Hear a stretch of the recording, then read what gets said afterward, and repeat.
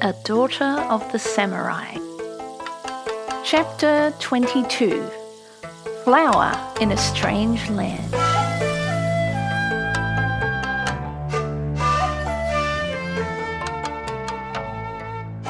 For months after the baby came, my entire life centered around that one small bit of humanity.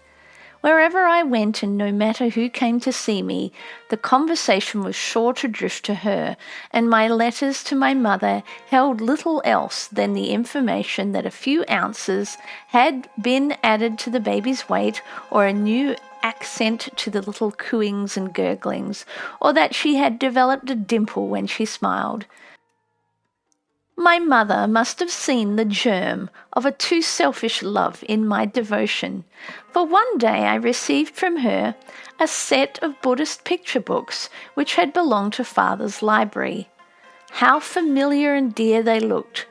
There were no stories, only pictures, but as I turned the page I could hear again the gentle voice of Honourable Grandmother and see the old tales acted before my mind as plainly as in the days of my childhood.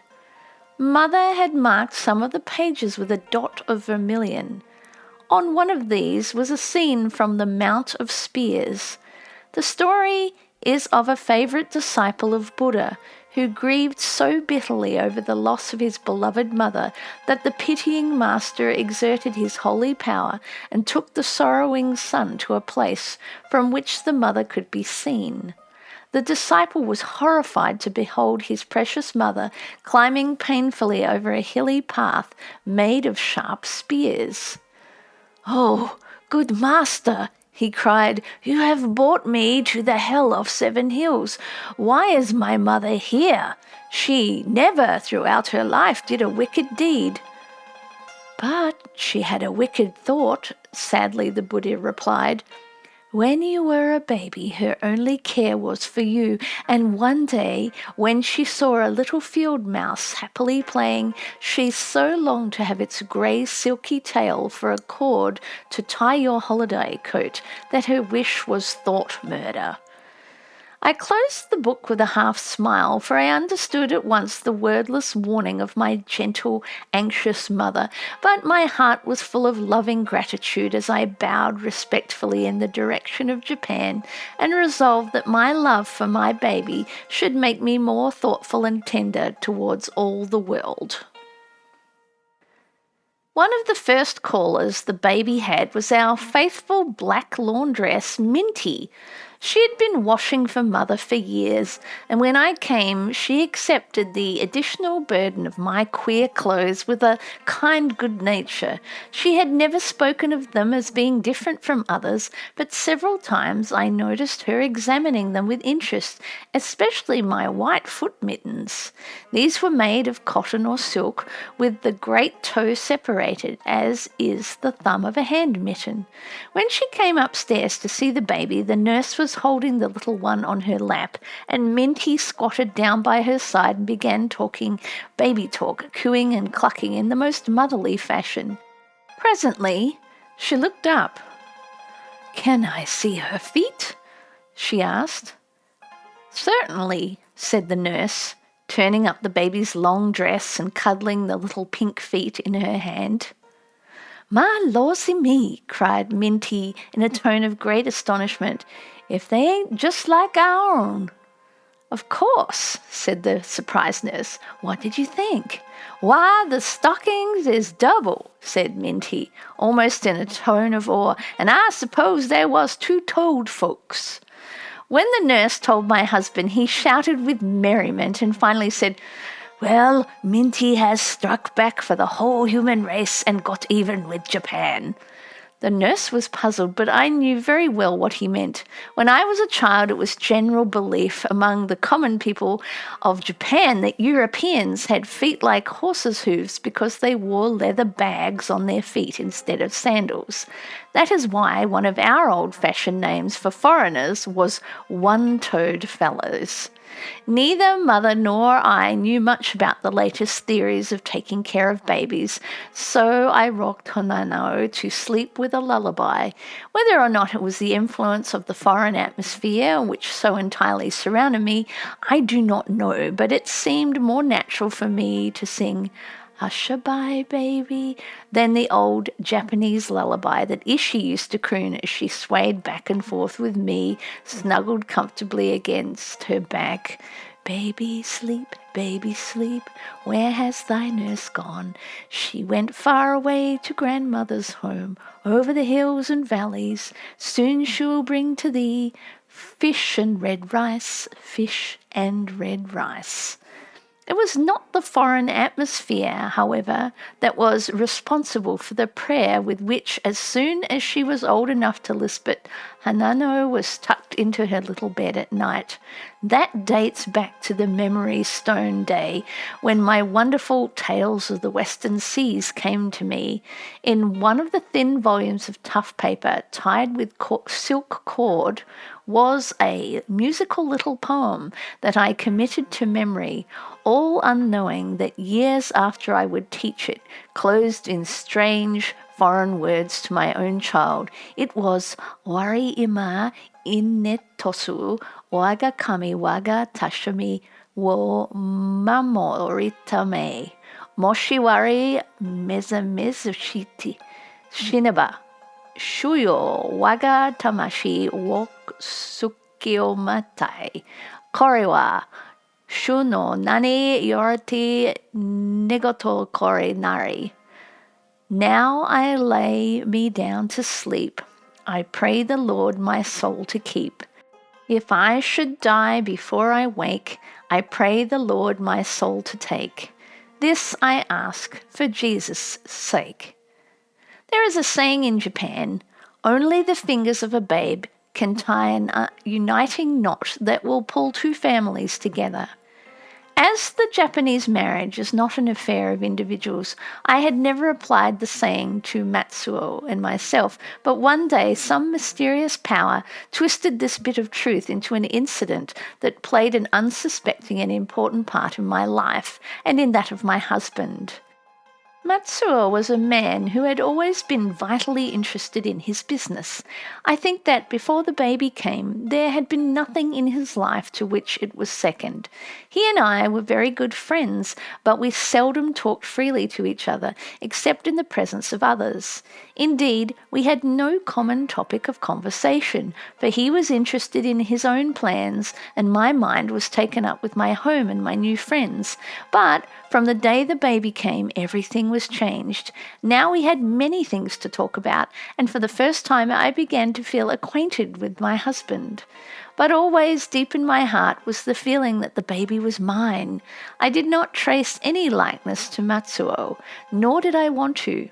I do not mean that I objected to her resembling him, but that I never thought of her as really belonging to anyone but myself and my own family. One day, when I was in the city, I stopped for a few moments at my husband's store. He opened to be busy, and I waited in the office. His desk looked to me in great disorder, and right in front, in a wide pigeonhole, was an odd thing to be in a cluttered-up office. It was a little lacquer box of exquisite workmanship, and bearing a crest that is rarely seen outside a museum. I lifted the lid, and there before my startled eyes were three strange objects: a green paper whirligig, some little pieces of clay the baby's fingers had pressed into crude shapes, and a collapsed balloon. I stood still, my heart beating quickly. Then I turned away, feeling as if I'd taken an unbidden glance into the heart of a stranger. In that moment came the realization that there was another claim on my baby, as tender and as strong as my own, and with a throb of remorse my heart turned towards my husband with a strange new feeling. Among the strong influences in Hanano's life were the frequent calls and unfailing kindness of our good friend Mrs. Wilson. She seldom came that she did not bring flowers for mother, and on Easter and family anniversaries our parlours were bowers of bloom from her generous conservatory. One day, when Hanano was about a year old, she was sitting on Mother's lap by the window when she saw the familiar carriage coming up the driveway. I stopped and Mrs. Wilson stepped out, glanced up, and seeing the baby, she waved a white-gloved hand and smiled. The sun was shining on her stately figure in its gown of soft heliotrope shade, with flowers in her arms. "Oh, oh!" cried the baby joyfully, clapping her hands. "Pretty flower lady, pretty flower lady." Thus was she christened in the baby's heart, and flower lady she has been to us ever since. May the many blossoms which her generous hands have scattered far and wide bloom anew for her in all their symbolism of happiness and peace when she reaches the beautiful gardens across the river. From the time when Hanano first recognized her father as a separate individual, he bought her toys, and she was no sooner toddling about and beginning to prattle than he spent most of his leisure time in playing with her, carrying her about, or even taking her to call on the neighbours. One Sunday afternoon, just after Matsuo had started off somewhere with her, Mother said, "I have never known a more devoted father than Matsuo. Are all Japanese men as unselfish with their children?" "Why, I don't know," I replied slowly. "Aren't American men fond of their children?" "Oh, yes," she answered quickly, "but Matsuo comes home early every evening to play with Hanano, and the other day he closed his store for the entire afternoon just to take her to the zoo." My mind went back to my father and Mr. Toda and other fathers, and suddenly I saw Japanese men in a new light. They have no chance, I thought a little bitterly. An American man can show his feelings without shame, but convention trains a Japanese man. It pulls a mask over his face, closes his lips, and numbs his actions. However, a husband many feel towards his wife, he cannot publicly show her affection or even respect, nor does she wish him to. It is not good form. The only time a man of dignity dares betray his heart is when he is with a little child, either his own or another's. Then he has the only outlet that etiquette allows, and even then he must guide his actions by rule. A father becomes his little son's comrade. He wrestles with him, races with him, and acts with him scenes of samurai daring. But he loves his little daughter with great tenderness and accepts her gentle caresses with a heart hunger that is such pathos as it is tragedy. Matsuo was more demonstrative to me than would have been polite had we been living in Japan, but we both respected formality, and it was years before I realized how deep were his feelings for his family. After that remark of Mother's and the thoughts that it aroused, I delayed Hanano's bedtime, and she had many a romp with her father after the hour when children are supposed to be asleep. One moonlight evening I came down and found them running around the lawn, chasing each other and dodging this way and that, while Mother sat on the porch laughing and applauding. They were playing Shadow Catch Shadow. "I used to play that on moonlit nights when I was a little girl," I said. "Why, is there a moon in Japan?" asked Hanno in great surprise. "This very same one," her father replied. "Wherever you go all your life, you will see it above you in the sky." "Then it walks with me," said Hanno with satisfaction. "And when I go to Japan, God will be with me and I can see my Japanese grandma." Matsuo and I glanced at each other a little puzzled. Hanano had always associated the man in the moon with the face of God, but I did not know until afterwards that she had heard a lady who was calling on Mother that afternoon express regret that beautiful Japan is a country without God. Hanano's odd idea was somewhat startling, but it was a pleasant one to her, and I did not correct it. She will learn soon enough in this practical country, I thought with a sigh. In Japan, children are saved many a puzzling heartache, for most of our people retain sympathy for childish illusions, even to old age. Thus, poetic fancies are as apt to be too suddenly shattered. Daily life over there is full of mystique, though. To the masses of people, nothing in the active life about us is more real than the unseen forces which people the earth and the air, and no day passes that does not bring to almost everyone some suggestion of the presence of kindly spirits. Most of the gods we look upon as friendly comrades, and the simple duties we owe them we perform with calm and pleasant feeling of gratitude and courtesy. There is little fear of penalty for neglect other than humiliation for a lack of politeness, which weighs a good deal with the Japanese.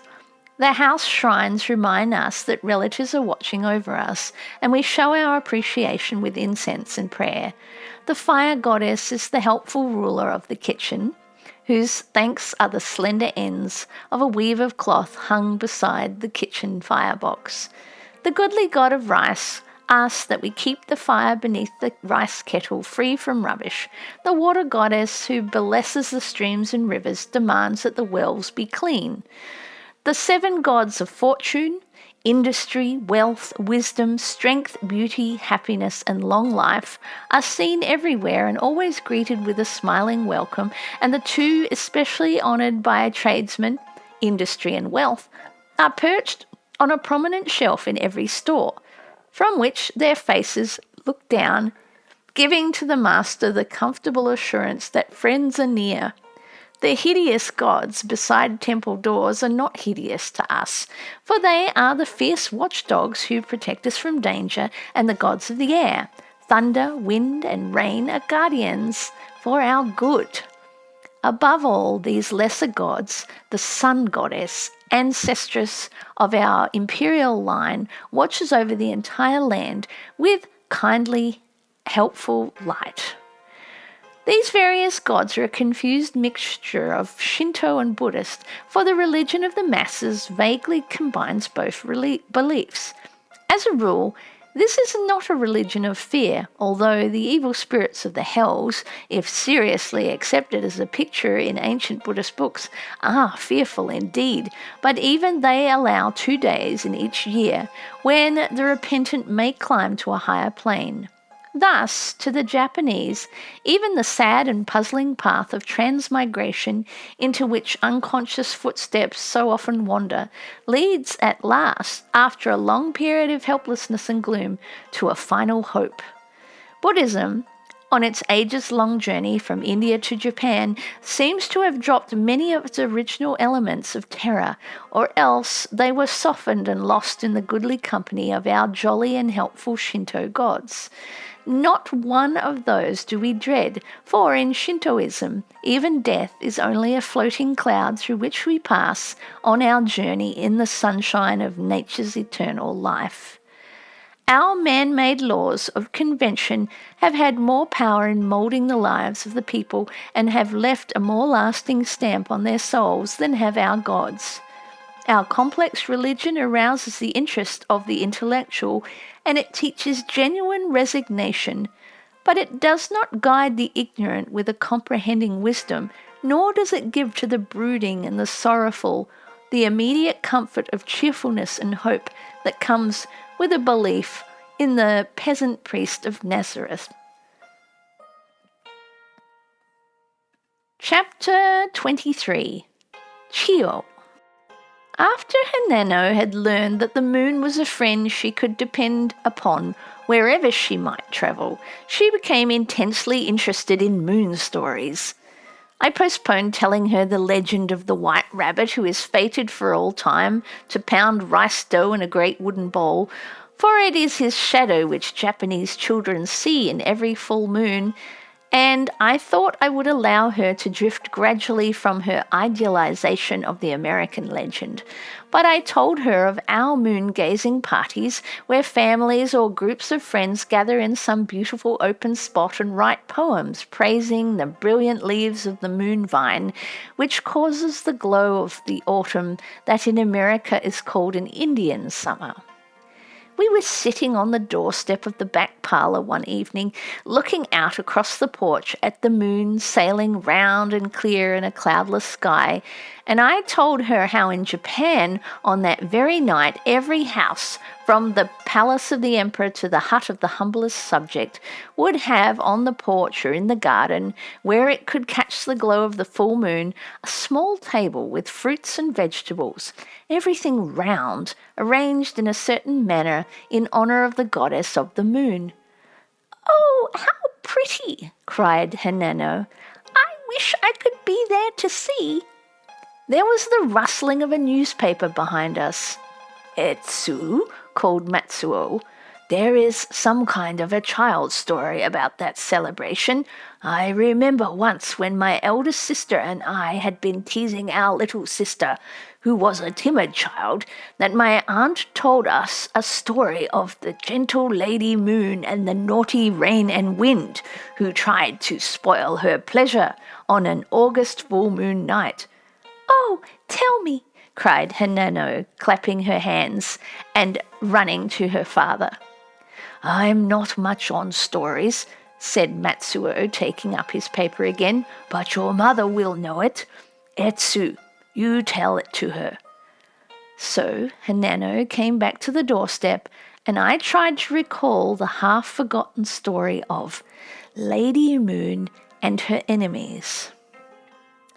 One pleasant evening in August, the beautiful Lady Moon was sitting in front of her toilet stand.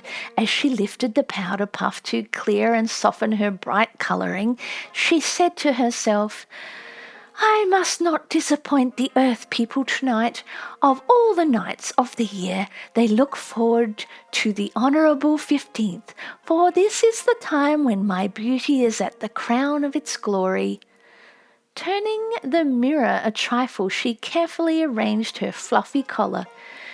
"It seems a poor sort of life to do just nothing but smile and look happy, but that is my only way to gladden the world, so tonight I will shine my brightest and best." And, she added as she peered over the edge of her balcony and saw the earth beneath, "after all, it is a pleasant duty, especially tonight." It was no wonder she smiled with pleasure, for the whole world was decorated in her honour. Every city and town, every little village, every lonely hut on the mountainside, and every humble fisher cot on the shore had upon its porch, or placed in front where it could be seen by the eye of the Lady Moon, a tiny table laden with treasure balls. There were rice dumplings, chestnuts, potatoes, persimmons, peas and plums, and standing in their midst 2 circular sake vases, holding stiff and upright their folded white papers. Everything had been carefully selected as being the nearest a perfect round in shape that could be obtained, for round is the symbol of perfection, and on this night only the very best of everything was considered worthy to be shown to the pure and perfect Lady of the Sky. Mistress Rain, who lived next to Lady Moon, peered through her misty windows with envious eyes. She saw the earth houses decorated in honour of her neighbour, and caught the breath of the messages floating upwards from the lips of young girls. "Great Mysterious, make my heart as pure as the moonbeams, and my life as perfect as the bright and round Lady Moon above." As Mistress Rain listened, she swished her skirts so viciously that all the umbrellas which decorated them suddenly flew open, and she had to clutch them quickly to keep the water with which they were filled from spilling over the earth. Even as it was, a shower of drops fell sparkling through the moonlight, and the earth people looked up in surprise. I haven't seen the like since large August, continued the angry Mistress Rain. Every flower vase on the earth appeared to be filled with August moon flowers, and all the porches are newly polished and spread with finest cushions, so the honourable aged ones may be seated where they can behold the glory of Lady Moon. It is not fair. There was another swish, and again a shower of raindrops went sparkling through the moonlight. Just then the wind god sailed by, holding tight in his hands the ends of his bag of breezes. Mistress Rain noticed the dark scowl on his brow and called, "Good evening, Kasinokame-san. I'm glad to see you passing this way. You look as if you are searching for unexpected work." The wind god stopped and seated himself upon a cloud, still holding tightly to the ends of the bag. "Earth beings are the queerest of creatures," he complained. "Lady Moon lives in the world of sky, and so do we, yet they think only of her. She has an honourable title given to her, and not a single month of the year passes that the 15th day is not observed in her honour. Even on the 3rd day, when she climbs out of her cellar, they welcome her face as she peeps over the wall with such joy that one would think they had never expected to see her again." "Yes, yes," excitedly cried Mistress Rain, "and especially this August night. They always look with anxious eyes for fear that you or I may appear, although uninvited and unwelcome." "This August night!" exclaimed the wind god with great scorn. "Yes, this very night I'd like to show those creatures, earth creatures, what I could do." "It would be such fun," said sly Mistress Rain, "to go with a rush and upset all the things displayed in honour of Lady Moon." "Oh, ho, ho!" laughed the wind god, so pleased with the idea that he loosened his hold on one end of the bag, and a sudden gust of wind swept through the sky, causing consternation among the earth people. Lady Moon was quietly and calmly smiling upon the world, her mind busy with gentle and unselfish thoughts. Then the wind god and Mistress Rain silently slipped behind the mountains and journeyed a long way so they could come unexpectedly from the side of the sea. But Lady Moon saw them, and, sad and disappointed, she hid behind a curtain while her triumphant enemies swept on over the world. Oh, it was a terrific whirl of angry wind and rain. On rushed the gods, pushing his big bag before him with loosened ends, and close behind him whirled Mistress Rain with a loud swish, swish, as torrents of water poured from the hundreds of wide-open umbrellas on her skirts. But what disappointment was theirs! The rollicking laugh of the wind god, which had loosened for an instant his hold on the end of the bag, had been warning enough, even if the sharp-eyed earth people had not seen the clouds of mist sweeping around the mountains. Every house was prepared for the storm.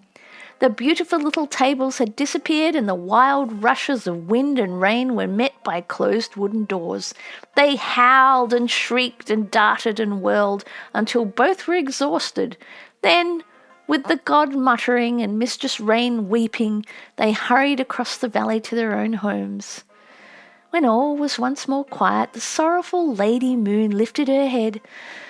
"My pleasure is spoiled," she sighed. "The beautiful decorations of the earth houses are now hidden, and the people have closed their eyes in sleep." Suddenly, a brilliant smile spread over her face, and she said bravely, "But I will do my duty. Even though no one sees me, I will smile my brightest and best." She pushed aside her curtain and looked down upon the world. Her gentle, unselfish sweetness received its reward, for all the doors of the earth houses were wide open, and the people were gathered on the porches, watching for her face.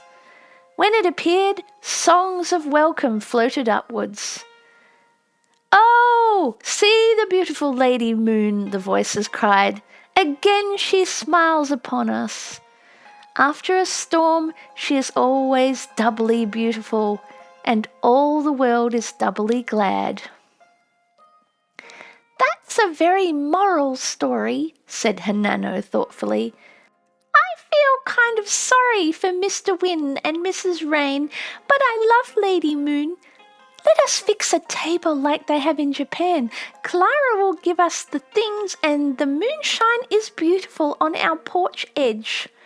I have something just as good, said Matsuo, starting for the stairway. Wait a moment. He bought a small wooden box and put it on the table. It was a phonograph with records on spools of wax and with a little horn attached into which we could talk and make records of our own voices. Matsuo was to start to Japan in a few days on a business trip, and he had selected the phonograph as a gift for my mother, that it might carry to her the voice of her little granddaughter. We called Mother, and all of us had quite an exciting time watching Matsuo arrange the machine. Then he took his seat before it, with Hanano on his lap, and they had a rehearsal.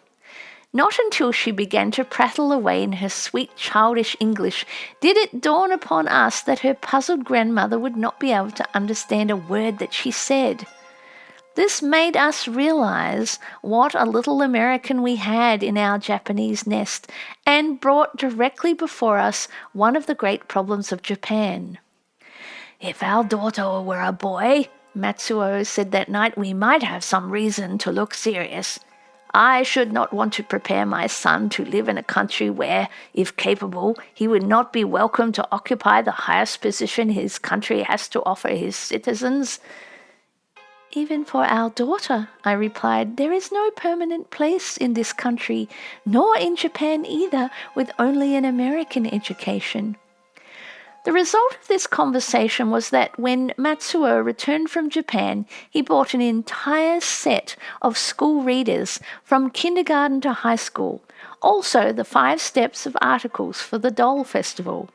This festival is ages old and educational in character. Anyone who understands it thoroughly has a near-complete knowledge of Japanese folklore, history, customs, and ideals. Every girl has a doll festival set, and when she marries, takes it with her to her new home. The set Matsuo brought to Hanano was mine, the one which brother objected to my bringing with me to America. When the set came, we all went down to the big light carriage house, and after William had opened the rough board box, Matsuo and he carefully lifted out the smooth, various-sized white wood boxes, each holding a doll. My eyes fell on a long, flat package wrapped in purple crepe, bearing an Inagaki crest. Why, Mother has sent the Komoro Kamimbina, I cried in astonishment, lifting the package respectfully to my forehead. I thought all the Komoro dolls were gone except the 2 that you used to play with. The Kamibina are different, said Matsuo. Yes, I said slowly, the Kamibina are different. They belong to the family. They can never be sold or given away or disposed of in any way. My mother must have put these away for years, and now she has sent them to me. I was touched, for it brought forcibly before me the truth that I was the last of the honourable inside of the house of Inagaki. A doll festival set belonged to the daughter, the master of the house having no control over the home department. No doll festival set, however elaborate, is complete without these 2 long, odd-shaped dolls. In older time, they were always of paper. Later, extravagant families sometimes made them of brocade or crepe, but however rich the material, they were called paper dolls and were always folded in the same crude shape of the primitive originals. When the set is arranged for the celebration, these dolls have no fixed place, as all the others have, but may be put anywhere except on the top shelf reserved for the emperor and empress. The origin of the doll festival reaches back to the crude days of Shintoism. At that time, a sinful person would seek purification by bathing in a stream. As time passed and power or riches brought independent thought, it became customary for the lazy and the luxurious to send a substitute. Still later, an inanimate sacrifice in human form was considered satisfactory, and from anything near and dear as part of one's own self, the two images were made. There were tiny wooden spools, 2 cocoons, or simply shaped bunches of floss, the most valued possession of weaving villages. Even crudely cut vegetables in farming districts. There were always 2, supposed to be male and female, thus representing the entire family, both men and women members.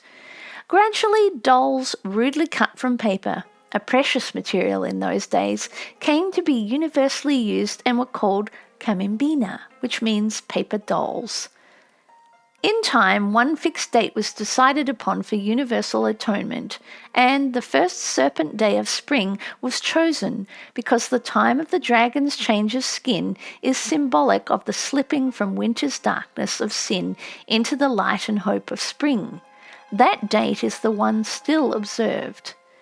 In the days of shogun power, when the emperor was considered too sacred to be seen, this festival represented an annual visit from the invisible ruler to show his personal interest in his people. Thus it encouraged loyalty to the loved and unseen emperor. In feudal times, when in the samurai class, a wife's duties became those of her absent husband, and children were necessarily left to the care of high-bred attendants. This festival became, in those families, the only opportunity for girls to be trained in the domestic duties, which was such an essential part of every Japanese girl's education. The lunar calendar advanced first Serpent's Day to March the 3rd, and after Hanano Set came, we celebrated that day each year just as it's done in Japan. 5 steps were put up in the parlour and covered with red cloth. On those we arranged the miniature emperor and empress with court ladies, musicians, and various attendants. There were also doll furniture and household implements. On the lowest steps were tiny tables with food prepared by Hanano herself, with some help from me, and served by her to the playmates, who were always invited to join her. And so 3rd day of 3rd month came to be looked forward to by Hanano's little American friends, just as it had been by little Japanese girls for almost 1,000 years. One of those celebrations when Hanano was almost 5 years old was an especially busy day for her, as in addition to her duties as hostess, she received several telephone messages of congratulations, to which, with a feeling of great importance, she replied in person. Her happy day was made more so because her best friend, Susan, brought her a little sister, a delicate-faced, golden-haired child who was just learning to walk.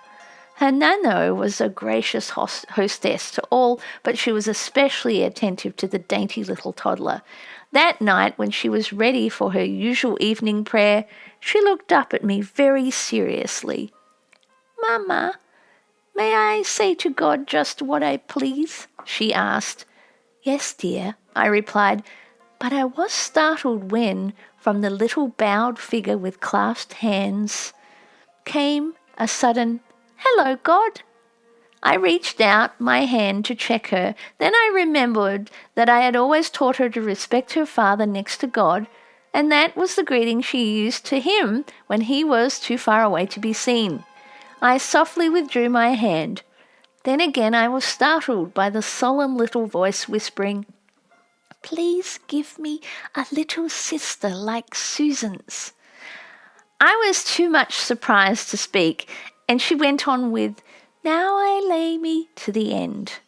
As I tucked her into bed, I said, "How did you happen to ask God for a little sister, Hanano?"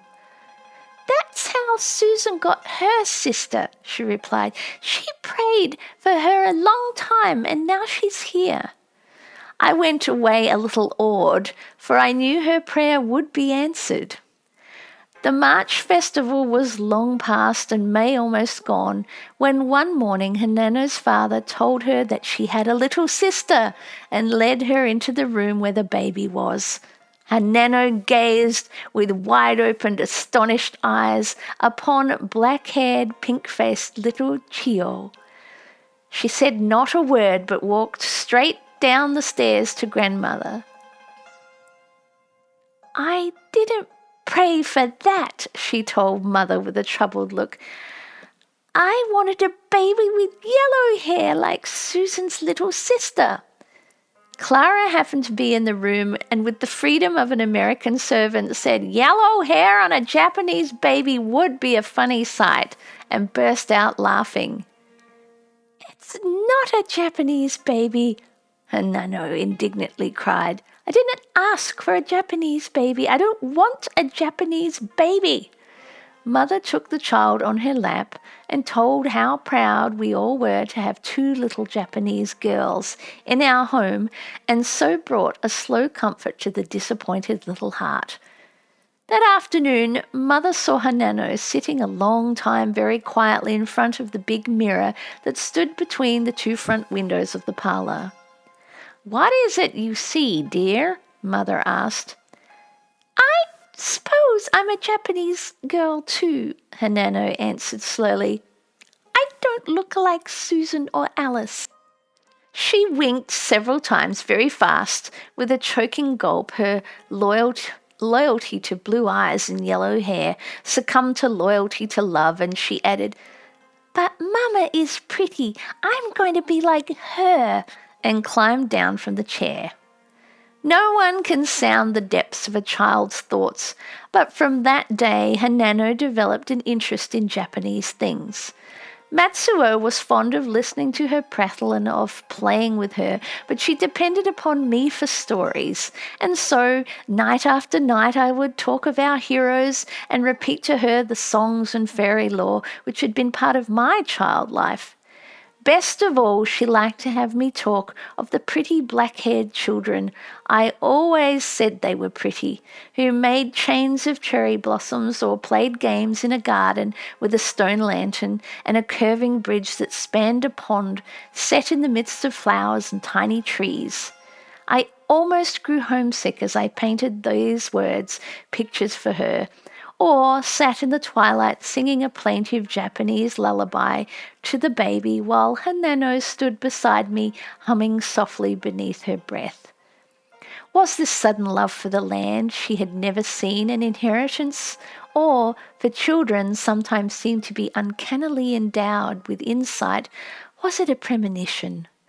One day the old familiar world ended for me, leaving me with memories, comforting ones and regretful ones, all closely wrapped in a whirl of anxious, frightened questioning, for no longer had I a husband or my children a father.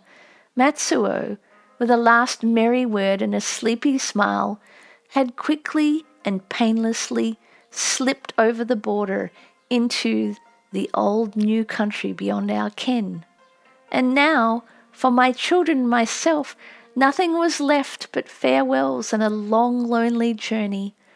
The country that had reached out so pleasant a welcome to me, that had so willingly pardoned my ignorance and my mistakes, the country where my children were born and where I had received kindness greater than words can express, this wonderful, busy, practical country had no need of, nor did it want, anything that I could give.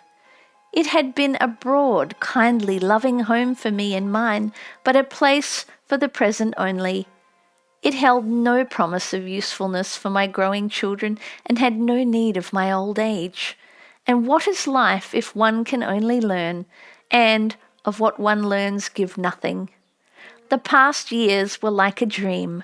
From a land of misty, poetic ideas, I had drifted through a puzzling tangle of practical deeds, gathering valuable thoughts as I floated easily along, and now back to the land of mist and posy. What was ahead of me, I wondered. End of chapter 23.